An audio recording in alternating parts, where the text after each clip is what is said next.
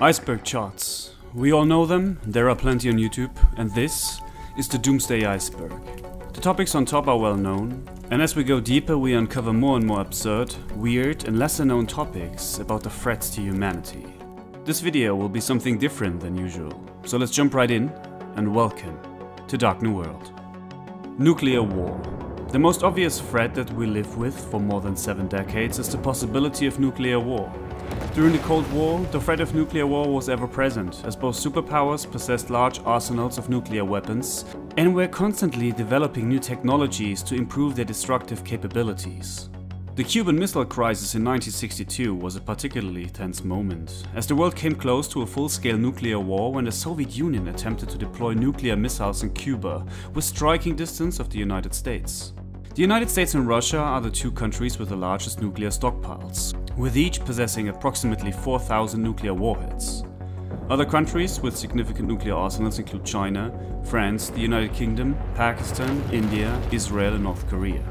As we all know, nuclear war would have catastrophic effects on the world, beyond the immediate destruction caused by the initial explosions. The resulting radiation would cause widespread illness, genetic mutations and environmental damage that could last for decades or even centuries. The long-term effects of nuclear war are difficult to predict, but they could potentially lead to the extinction of the human race and many other species.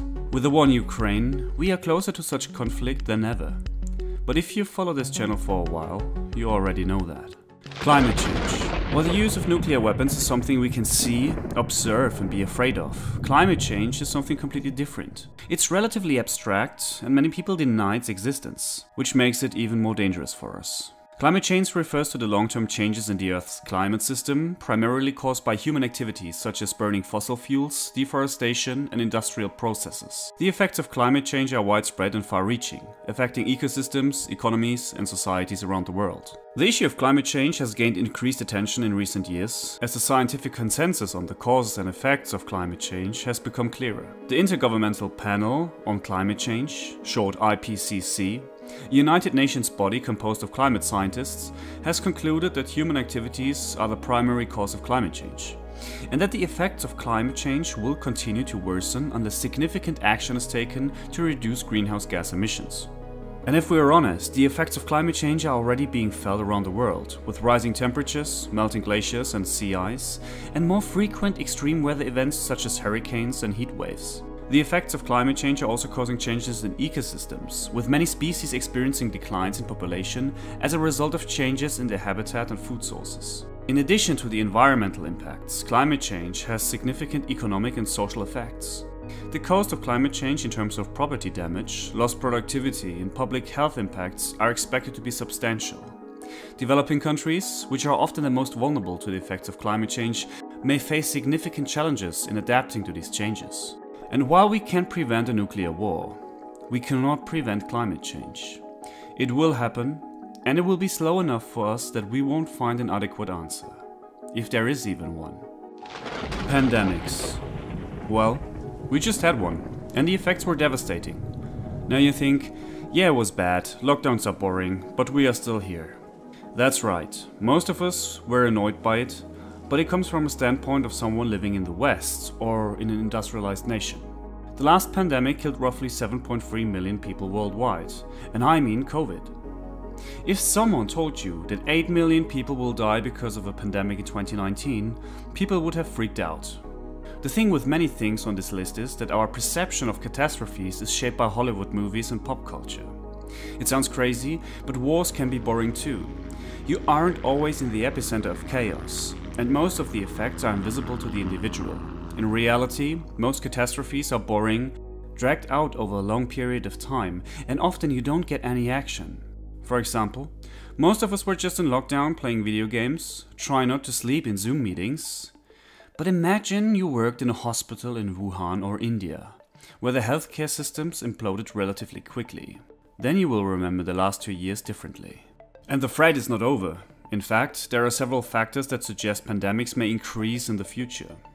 One of the primary reasons is the increasing interconnectedness of the world, particularly through international travel and trade. As people and goods move more easily across borders, it becomes easier for infectious diseases to spread rapidly and widely. In addition, climate change may also play a role in the emergence and spread of new diseases. Changes in temperature and precipitation patterns can alter the habits of animals that can carry diseases, potentially increasing the contact with humans. This may also lead to the spread of diseases to new geographic areas where people may have little or no immunity. Asteroid impact. This is very unlikely. I just included this in the list because it's so common in pop culture nowadays. While asteroids' impacts have occurred in the past and we have the potential to cause significant damage, the likelihood of a large asteroid impacting Earth in the near future is considered to be relatively low. This is because most asteroids that could pose a threat to Earth have already been identified and are being tracked by various organizations, including NASA. NASA's Near-Earth Object program is responsible for tracking asteroids and comets that come within a certain distance of Earth. This program uses a combination of ground-based telescopes and space-based observatories to detect and track potentially hazardous objects. The program also conducts research to better understand the behavior of asteroids and comets and to develop methods for deflecting them if necessary. NASA estimates that it has identified more than 95% of the asteroids that are at least 1 kilometer in size, which could cause global devastation if they were to impact Earth. And here we already finished the first layer. Let's move to the next one. Here we start with artificial intelligence. ChatGPT and image creating AI are a hot topic right now. It seems like AI is making huge progress. But like with many things on the list that are on the bottom, we talk about an indirect threat here. Artificial intelligence algorithms are increasingly being used in a wide range of applications, from healthcare to transportation to online dating and social media. While these algorithms can bring many benefits, they can also have unintended consequences, particularly in areas related to human behavior and social dynamics. I like to include algorithms to the threat, although it's technically something different, but we live already in a world that is driven by algorithms, and it shows. One example of the unintended consequences of algorithms can be seen in social media platforms such as Facebook and Twitter. These platforms use algorithms to determine which content is shown to users based on factors such as their browsing history and engagement with previous content. While this can be useful in helping users find content that is relevant and interesting to them, it also has unintended consequences. For example, these algorithms can create echo chambers, in which users are only exposed to content that reinforces their existing beliefs and opinions. This can lead to polarization and the spread of misinformation, as users are not exposed to alternative viewpoints and are not challenged to think critically about the information they are receiving. Solar EMP. A solar electromagnetic pulse is a sudden burst of electromagnetic radiation emitted by the sun that can have disruptive effects on technology and infrastructure on Earth. While solar EMPs are a natural phenomenon and have occurred throughout history, they are relatively rare and the likelihood of a major solar EMP causing significant damage is low. These EMPs are caused by solar flares, which are the eruptions on the surface of the sun that release large amounts of energy and radiation. When a solar flare occurs, it sends a burst of electromagnetic radiation towards Earth.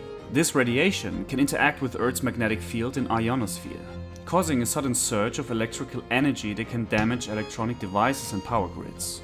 While solar EMPs can have a significant impact on technology and infrastructure, the likelihood of a major solar EMP causing widespread damage is relatively low.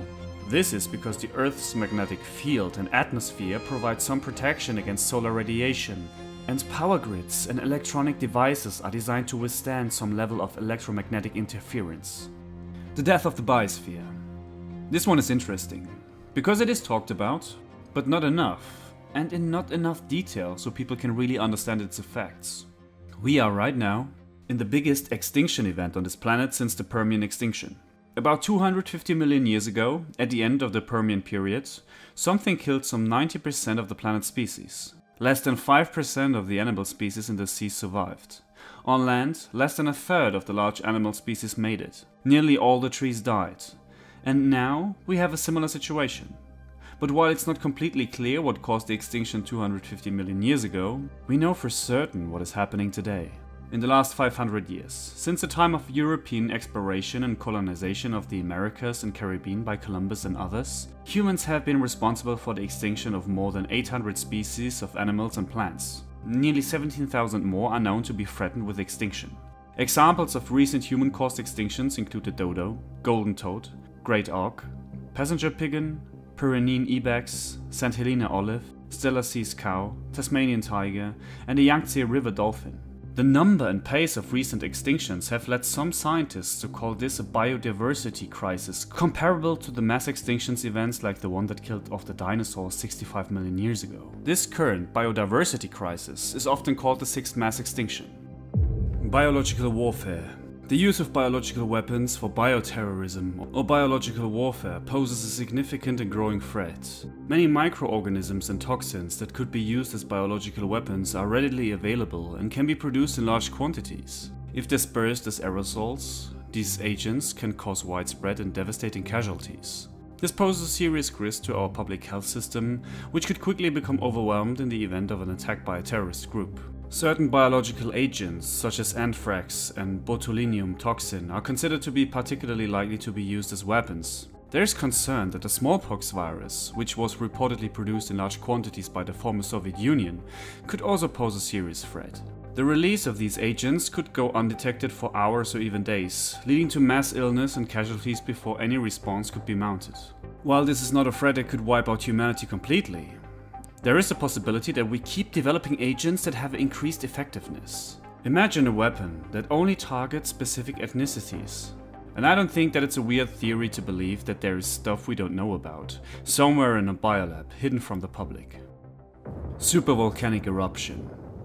The eruption of the Toba supervolcano in Indonesia, around 74,000 years ago, ejected billions of tons of dust and sulfates into the atmosphere. Experts estimate that it caused a global cooling of 3 to 5 degrees Celsius for several years, and led to devastating loss of plant and animal life. In order to assess the likelihood of supervolcanic eruptions, we have to rely on a relatively limited set of past observations, which makes any estimates very uncertain. Existing data suggests that a supervolcanic eruption will occur every 17,000 years on average, with the last known event occurring 26,500 years ago in New Zealand. We are currently unable to anticipate volcanic eruptions beyond a few weeks or months in advance, but scientists are monitoring a number of areas, including Yellowstone in the US, which have been identified as potential sites for future supervolcanic eruptions. If another large, caldera-forming eruption were to occur at Yellowstone, its effects would be worldwide. Such a giant eruption would have regional effects such as falling ash and short-term, in this case years to decades, changes to global climate. Those parts of the surrounding states of Montana, Idaho and Wyoming that are closest to Yellowstone would be affected by pyroclastic flows, while other places in the United States would be impacted by falling ash. And now we reach the next level. With the obvious candidates out of the way, let's talk about the interesting stuff. Methane apocalypse. There is no question that there is a methane emergency underway. Global methane levels are soaring. Methane is a powerful greenhouse gas which represents a serious threat not to be underestimated. Methane and carbon dioxide levels are rising at their fastest rates since the time of the dinosaurs. It is known to have a greater greenhouse gas warming factor than CO2. A potential of 34 times that of CO2 over 100 years. 1/3 of the human-caused methane emissions come from the fossil fuel industry, and this is where substantial reductions could take place. All throughout the supply chain, methane leaks everywhere from facilities and even from cargo ships. Next to these sources of methane emissions, there are large reserves locked away in the ground in the areas of the northern hemisphere where permafrost is present. Permafrost is ground that stays continuously frozen for long periods of time, which can be situated not only on the land, but also under the ocean. It can most commonly be found in Canada, Greenland, Siberia, and under the ocean surrounding the Arctic. And it is estimated that it holds 60 billion tons of methane, additional to the staggering 560 billion tons of organic carbon. With global warming, the methane could be released into the atmosphere and accelerate climate change. But there are a lot of debates about the actual threat that methane poses. Many scientists believe this to be highly unlikely. Peak oil theory is the idea that global oil production will eventually reach a peak and begin to decline as the world's oil reserves are depleted. This theory suggests that the rate of oil production will increase steadily until it reaches a maximum level, after which it will begin to decline as oil reserves become harder to access and more expensive to extract. The concept of peak oil is based on the assumption that oil reserves are finite, and that the rate of production will eventually exceed the rate of new discoveries. This means that as oil reserves are depleted, it will become increasingly difficult and expensive to find new sources of oil. The theory has been the subject of debate among economists, geologists, and energy experts. Some proponents of the theory argue that peak oil has already occurred, while others believe that it is still a few years or even decades away. A drop in oil supply would lead to a spike in oil and fuel prices, which would affect everything from the agriculture industry to the transportation industry to the technology industry. The consequences could be as serious as widespread famine or a mass exodus from metropolitan areas as the oil supply drops. At its worst, peak oil could lead to massive public unrest, geopolitical upheaval, and the unraveling of the fabric of the global economy. Population growth and agriculture crisis. Food security is under threat globally. The war in Ukraine showed us how vulnerable our global food system is. At the same time, human population numbers are expected to increase till 2060. By 2050, the global population is projected to reach nearly 10 billion, and global food demand is expected to surge by 56%. If food production remains unchanged, an area of land equivalent in size to 2 Indias would be needed to clear it and convert it to crop and livestock production to meet this demand. Shortages of food lead to civil unrest and global instability. The rise of cost of food in the Middle East led to the protests that sparked the Arab Spring, and with it, multiple decade-long conflicts. As we enter a time of geopolitical instability, we will see famines all over the world. Many still refuse to believe this, but it will hit the Middle East and Africa first, and probably the hardest.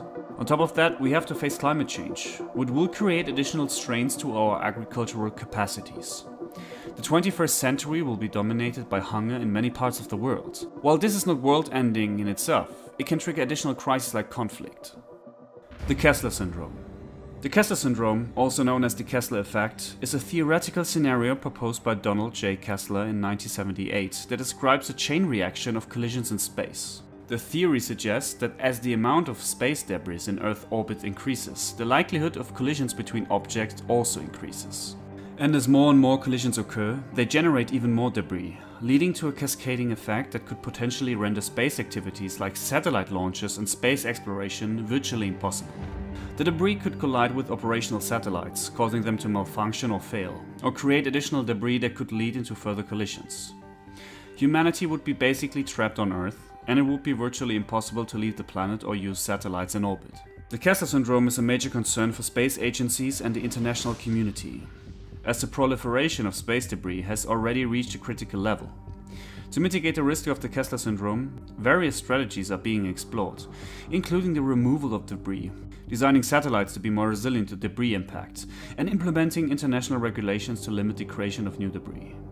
Cognitive decline of the human species. For the past 100 years, scientists observed that humans got smarter over time. The average IQ has increased from generation to generation for decades now. But it seems like the trend is now reversing. A study conducted by scientists at Norway's Ragnar Frisch Center for Economic Research aimed to determine the average IQ scores by analyzing approximately 730,000 IQ tests given to Norwegian men entering the military between 1970 and 2009. The results were alarming, as they observed a reversal on the Flynn effect, a sustainable rise in average intelligence over the years. The decline in IQ scores has been estimated to be around 7 points per generation. The scientists hypothesized that environmental factors, such as increased reliance on technology and decreased reading habits, may be contributing to the decline. While there is no conclusive explanation, suggestions for improvement include adopting healthier lifestyles by reducing screen time and reading more books. As I often stated in my video reports, we have never thought about the long-term consequences of technology in our life, especially with the use of smartphones, the internet and social media. While this won't end the world overnight, it can be the trigger for many other crises. Mineral resource exhaustion. This one is controversial. Mineral resource exhaustion refers to the depletion of finite resources, such as minerals, ores, and fossil fuels that are essential to support modern economies and societies. These resources are finite and non-renewable, meaning that once they are extracted and used, they cannot be replaced. Over the years, humans have been increasingly exploiting natural resources to meet the growing demand for energy, materials, and industrial production. This overexploitation has led to the depletion of several critical minerals, including zinc, copper, gold, and silver, among others. Mining, for example, is an economic feasible activity because the energy costs associated with extracting materials dispersed in the Earth's crust have been paid, in large part, by past geological and biological processes. The deposits are mostly compressed, locally, and easy to reach thanks to these processes. However, as high-grade resources are processed and dispersed in the ecosystem, they have to be replaced with lower-grade ones. As a result, no matter what the vagaries of market prices, the cost of mining is increasing as a result of the increasing need for energy and materials for the extraction processes. This is the essence of the concept of depletion, which does not mean running out of something, but involves diminishing economic returns. And while many say that this is a myth, there are always talk about the fact that there are enough materials in the ground, but they never mention the economic feasibility. This is overlapping with peak oil, but it affects more than just the black gold. And now we enter the final stage, the abyss. Lack of fertility. Facing low fertility rates that could undermine labor forces and social structures, governments are pursuing labor reforms, immigration expansion, and pronatalist policies. Across the developed world, fertility rates have consistently been declining to below replacement level, with significant implications for society, and particularly for human rights. In simple terms, nations need an average birth rate of just over 2 children per woman, but half of the world's population now lives in countries below this level, according to a 2017 estimate by the UN. Developed nations in East Asia have seen decline to ultra-low fertility rates, with South Korea's dropping to 0.92 in 2019. It's among several countries globally where deaths have begun outnumbering births. Most Western countries have yet to see such stark decline, but the TFR for England and Wales hit a record low of 1.58 in 2020. Sub-replacement, where each generation is less populous than the previous, leads to concerns about labor shortages and the effects of a country's economic and social stability. Japan, for example, is facing a shrinking labor force and challenges in caring for a growing cohort of elders due to ultra-low fertility combined with low immigration rates and rapid populations aging.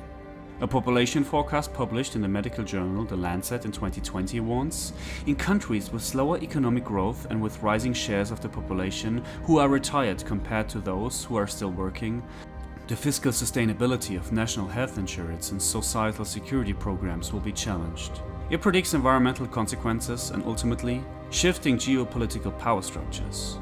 And then there's the declining sperm count in man. Decreasing fertility rates may be linked to pollution caused by fossil fuel burning, a review of scientific studies has found.